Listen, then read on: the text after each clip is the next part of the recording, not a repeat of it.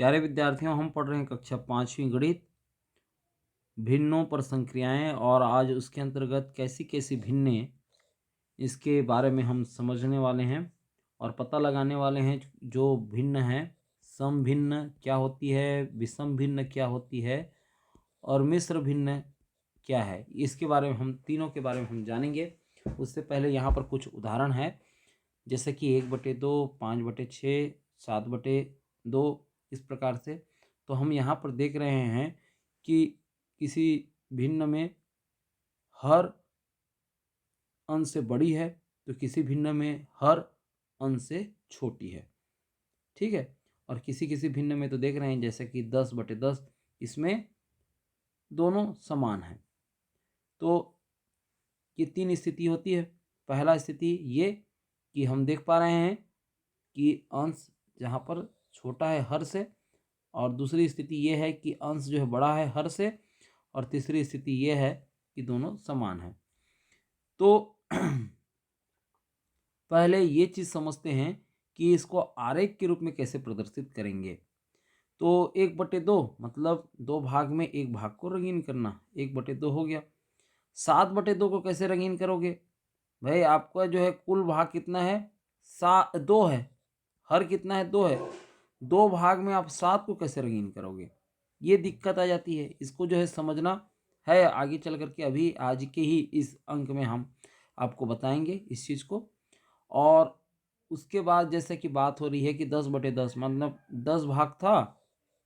ठीक है, 2, 2 4, 2 6, 2 8, 2 10, और 10 भाग जो है रंगीन है, तो उसको हम बोल दिए 10/10। 10 भाग यदि रंगीन हो तो हम उसको क्या बोल दें कि 10/10। लेकिन ये जो स्थिति है 7/2, इसको समझना है। उससे पहले कि जिसको हम आसानी से आरेख बना ले रहे हैं, मतलब 2 भाग में एक भाग रंगीन करना रहा, ये वाली स्थिति, तो वो जो है भिन्न कहलाती है आपका समभिन्न। क्या भिन्न कहलाती है? समभिन्न। मतलब जिन भिन्नों के अंश हर से छोटे होते हैं वे समभिन्न कहलाती हैं।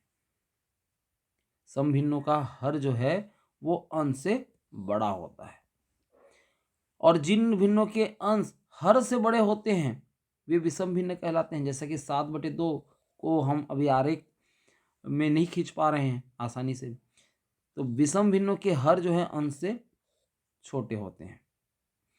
तो अब ये गौर करते हैं, जैसा कि यहाँ पर भी एक उदाहरण है कि 7/5, मतलब आपको कुल आपका 5 भाग है जिसमें 7 भाग को रंगीन करना है, तो कैसे करोगे? ये इस तरीके से देख रहे हो, आपका ये 5 भाग था, पांचों में पांचों भाग को रंगीन कर दिए। अब 7वां भाग कैसे रंगीन करोगे, है ना? लेकिन ये देख रहे हो यहाँ पर अलग अलग चित्र दिए गए हैं। पहला वाला जो चित्र है देख रहे हो, जिसमें से ये 5 भाग हैं, इसको 5 भाग में अलग कर दिया गया। इसका भी 5 भाग है, ये अलग हो गया। ठीक है। और हम फिर ये देखते हैं कि यहाँ पर कोई 2 टुकड़ा है ना? कोई 2 टुकड़ा है 5 भाग में, इसलिए 2/5 हो गया। और कोई 3 टुकड़ा है, इसलिए 5 भाग में कोई 3/5 हो गया। 5 टुकड़ा है 5 भाग में, इसलिए 5/5 हो गया। लेकिन जब कोई 7 टुकड़ा हो और इकाई कितना है, कितने में 5 हो जा रहा था, 5/5 पे, इतना में क्या हो गया, 5/5 हो गया। ये देखिए एक हो गया, एक इकाई बन गया। पाँचों टुकड़ा को मिला करके एक ठो बना लिया, तो वो तो हो गया 5/5, और 2 ठो बच रहा है। तो ये इस भाग को हम 7/5 इसी को बोलते हैं। लेकिन इसको बनाना कैसे है आरेख के रूप में, इसको समझना कैसे है, इसको जो है हम और ध्यान से देखते हैं। अब तुमको पता चलता है कि ये कि 5 भाग करके तो एक इकाई बन गया। ये देखिए एक इकाई बन गया, एक पूर्ण संख्या बन गई, एक पूरा पूरा हिस्सा बन गया। साथ में जो है 2 भाग को प्रदर्शित करने के लिए फिर से एक दूसरे हिस्से में ये 1 और 2 ये करके जमाया हुआ है। तो ये इसको हम कितना पढ़ेंगे, इसको अलग से हम यदि पढ़ना रहता तो 2 भाग है कितने में, 5 में, तो ये 2/5। तो ये 7/5 को हम एक पूरी इकाई और 2/5 के बराबर ये है, ये हम मानते हैं। मतलब एक जो है पूरा है और 2/5 ये दोनों मिलकर के, ठीक है।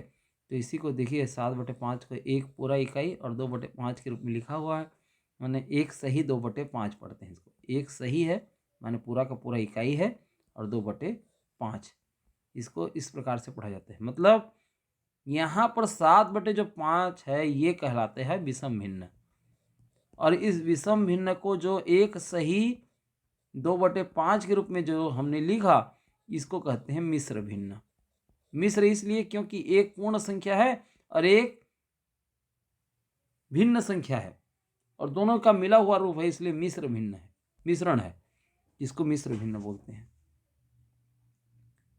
ठीक है, तो ये हम इसको आगे इसको समझेंगे कि ये किस तरह से इसको। और देखिए, जब एक विषम भिन्न को पूर्ण संख्या और भिन्न के मिश्रित के रूप में लिखते हैं तो उन्हें मिश्र भिन्न कहते हैं।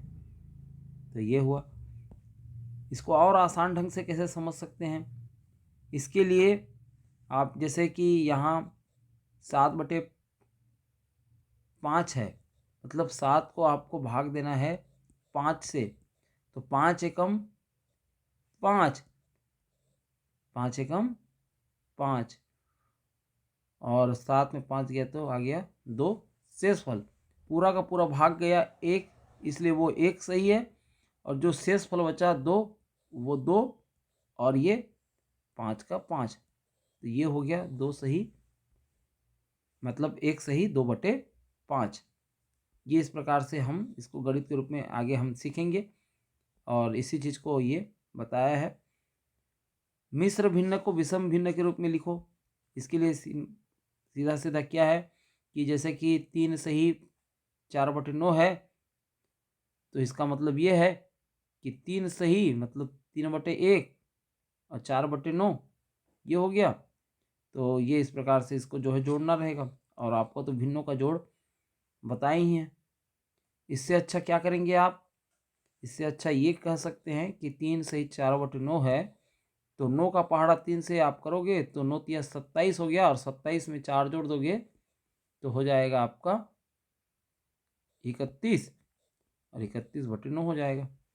ठीक है, तो ये इस प्रकार से इसको आगे चल करके इसको सीखेंगे आप। अभी के लिए बस इतना ही, हम फिर मिलते हैं एक नई गणितीय उदाहरणों में।